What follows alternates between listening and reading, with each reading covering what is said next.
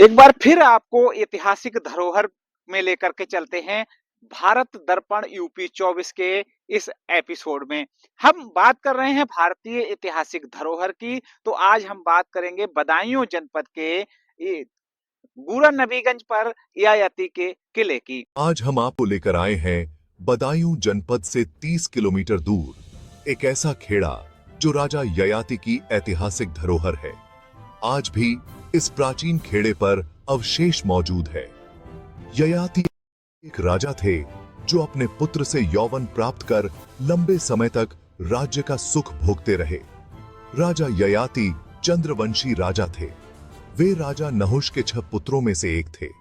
ययाति की कथा महाभारत के आदि पर्व में, भागवत पुराण में और मत्स्य पुराण में आती है। राजा नहुष ने अपने द्वितीय पुत्र ययाति का राज्याभिषेक करवा दिया। ययाति का विवाह शुक्राचार्य की पुत्री देवयानी के साथ हुआ। देवयानी के साथ उनकी सखी शर्मिष्ठा भी ययाति के भवन में रहने लगी। ययाति ने शुक्राचार्य से प्रतिज्ञा की थी कि वे देवयानी भिन्न किसी और नारी से शारीरिक संबंध नहीं बनाएंगे। एक बार शर्मिष्ठा ने ययाति से विवाह करने की, परंतु ययाति को शुक्राचार्य का भय था। लेकिन शर्मिष्ठा के लगातार प्रयास के बाद ययाति को शर्मिष्ठा से विवाह करना पड़ा। इस तरह छुपकर विवाह करने की देवयानी को पता चली तो उसने शुक्राचार्य को सब बता दी। शुक्राचार्य ने ययाति को वचन भंग के कारण शुक्रहीन वृद्ध होने का श्राप दे दिया। ययाति तो पुरुवंश के बहुत ही पावरफुल राजा थे। उनके पिता नहुष भी बड़े मशहूर राजा थे। उनके किले के अवशेष आज भी बदायूं जनपद के नवीगंज में मौजूद है। ययाति श्राप के कारण वृद्धावस्था में चले गए तो वृद्धा अवस्था देकर पुत्रों का यौवन प्राप्त करना चाहा, पर पुरु को छोड़कर और कोई पुत्र इस पर सहमत नहीं हुआ। पुत्रों में पुरु सबसे छोटा था, पर पिता ने इसी को राज्य का उत्तराधिकारी बनाया और स्वयं एक सहस्र वर्ष तक युवा रहकर शारीरिक सुख भोगते रहे। 1000 वर्ष बाद पुरु को बुलाकर ययाति ने कहा, इतने दिनों तक सुख भोगने पर भी मुझे तृप्ति नहीं हुई। तुम अपना यौवन लो, मैं अब वानप्रस्थ आश्रम में रहकर तपस्या करूंगा। फिर घोर तपस्या करके ययाति स्वर्ग पहुंचे, परंतु थोड़े ही दिनों बाद इंद्र के शाप से स्वर्ग भ्रष्ट हो गए। इसका जिक्र महाभारत के खंड आदि पर्व में मिलता है। अंतरिक्ष पथ से पृथ्वी को लौटते समय इन्हें अपने दौहित्र, अष्ट, शिव्य आदि मिले और इनकी विपत्ति देखकर सभी ने अपने अपने पुण्य के बल से इन्हें फिर स्वर्ग लौटा दिया। इन लोगों की सहायता से ही ययाति को अंत में मुक्ति प्राप्त हुई। इस कहानी के और भी पात्र है शर्मिष्ठा और देवयानी, जिनके बारे में जानना कितना जरूरी है। शर्मिष्ठा यह राजा वृषपर्वा की पुत्री थी। वृषपर्वा के गुरु शुक्राचार्य की पुत्री देवयानी उसकी सखी थी। एक बार क्रोध से शर्मिष्ठा ने देवयानी को पीटा और कुएं में डाल दिया। देवयानी को ययाति ने कुएं से बाहर निकाला। ययाति के चले जाने पर देवयानी उसी स्थान पर खड़ी रही। पुत्री को खोजते हुए शुक्राचार्य वहां आए, किंतु देवयानी शर्मिष्ठा द्वारा किए गए अपमान के कारण जाने को राजी न हुई। दुखी शुक्राचार्य भी नगर छोड़ने को तैयार हो गए। जब वृषपर्वा को यह ज्ञात हुआ तो उसने बहुत अनुनय विनय किया। अंत में शुक्राचार्य इस बात पर रुके कि शर्मिष्ठा देवयानी के विवाह में दासी रूप में भेंट की जाएगी। वृषपर्वा सहमत हो गए और शर्मिष्ठा ययाति के यहां दासी बनकर गई थी। शर्मिष्ठा से ययाति को 3 पुत्र हुए। आज भी दोनों के खेड़े नवीगंज में मौजूद है। एक देवयानी का खेड़ा और दूसरा शर्मिष्ठा का खेड़ा। आज भी इस खेड़ा पर बहुत सुरंग के अवशेष मौजूद है, जहां से दोनों रानियां मलाई देवी के मंदिर में पूजा अर्चना करने जाती थीं। बताया जाता है कि मलाई देवी के मंदिर में दर्शन के लिए महल से मंदिर के बीच में एक बड़ा सरोवर था, जिसे पार करना असंभव था। इसलिए राजा ने महल से ही मंदिर तक सुरंग का निर्माण कराया था।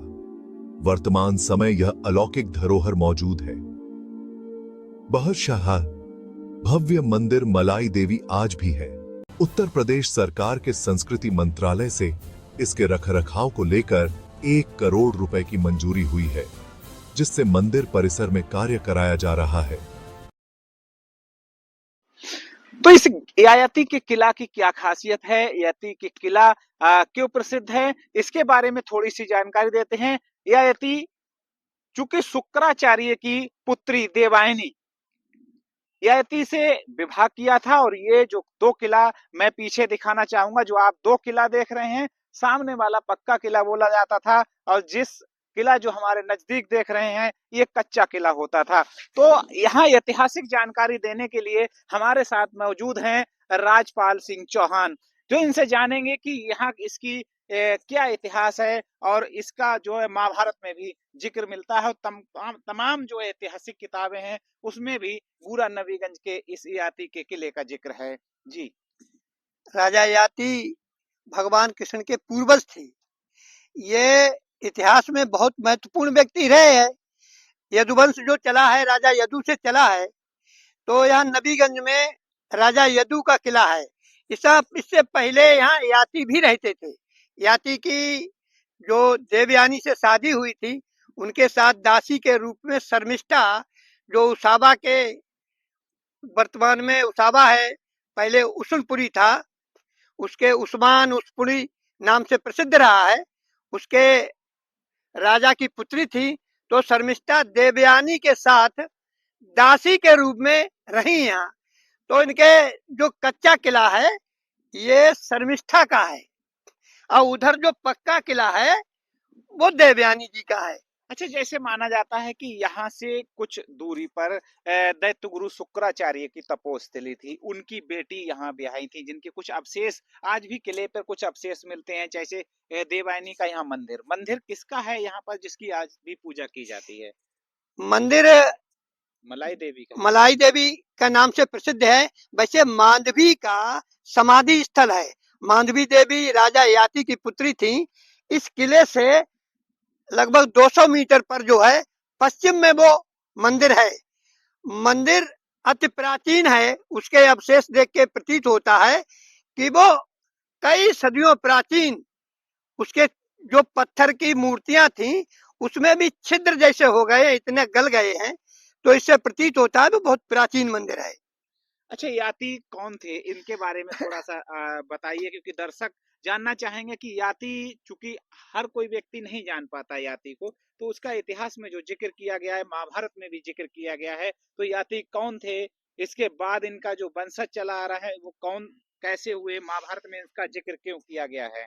राजा ययाति जो है वो चंद्र वंश के राजा थे, और राजा ययाति का इसलिए ज्यादा प्रसिद्धि हुई कि उसी वंश में यदु हुए, और यदु के वंश में आगे चलकर भगवान कृष्ण का जन्म हुआ।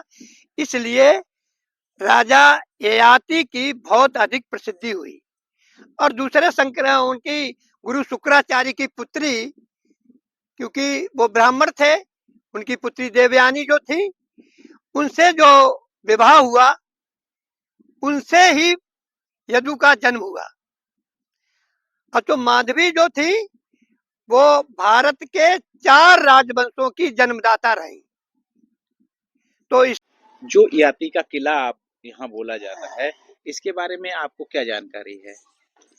किला हम तो ऐसे सुनते आए, शास्त्र कहता है, लोग प्रमाण बताते कि सुरंग है वहां तक, और इससे बुआइयों को स्वप्न था तो मंदिर खुद हुआ, और सब प्राचीन जो कथाएं हैं सब। तो जिस ययाति के किले के बारे में हम बात कर रहे थे, तो हम उस मंदिर पे भी पहुंच गए हैं जो इनके पूर्वज में मलाई देवी के नाम से जाना जाता है, और आज भी यहाँ पूजा अर्चना की जाती है। हम कैमरा पर्सन से कहेंगे कि पीछे का जो एरिया दिखाए, पीछे का जो मंदिर दिखाए, जो यहाँ वर्षों से मौजूद है, और यहाँ पर मंदिर जो है मलाई देवी के नाम से जाना जाता है, और यहाँ पर बहुत सारी ऐसी चीजें हैं जिनसे ऐसा प्रतीत होता है कि ये प्राचीन समय में बनाया गया है। आप देख रहे हैं वो कितने प्राचीन पत्थर हैं, कितनी प्राचीन, इनसे ये अनुमान लगाया जा सकता है कि जो यहाँ पर अवशेष मिले हैं इन प्राचीन पत्थरों के, उन प्राचीन पत्थरों के अवशेष से ये अनुमान लगाया जा सकता है कि पूर्वज में भी जो यहाँ पूजा पाठ की जाती थी, या जो मंदिर के अवशेष हैं, वो इन्हीं पत्थरों से अंदाजा लगाया जा सकता है कि इस मंदिर की जो स्थापना है, या इस मंदिर को बनाया गया है, वो मैं इस पत्थर के जो साक्षात इस पत्थर से जो ऐसा प्रतीत होता है कि 4 फरवरी वो 1649 में इसका निर्माण कराया गया था।